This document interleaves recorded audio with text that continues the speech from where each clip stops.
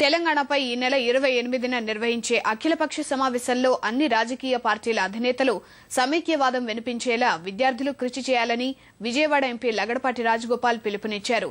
కాంగ్రెస్, తెలుగుదేశం, వైకాపా సమైక్యవాదం వినిపించకపోతే రాష్ట్రం ముక్కలైపోతుందని విజయవాడలో జరిగిన సమైక్యాంధ్ర విద్యార్థి సదస్సులో అన్నారు. ఆయా పార్టీల నాయకులు నియోజకవర్గాలకు వచ్చినప్పుడు సమైక్యాంధ్రకు మద్దతివ్వాలంటూ శాంతియుతంగా విజ్ఞప్తి చేయాలని విద్యార్థులకు రాజగోపాల్ సూచించారు.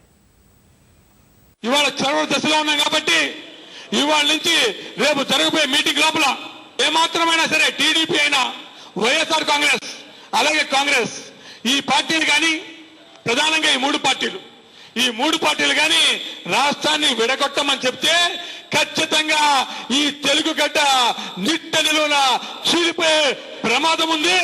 అంతే 2 భాగాలే కాదు అనేక భాగాలు అయ్యే అవకాశం ఉంది. ఆ ప్రమాదాన్ని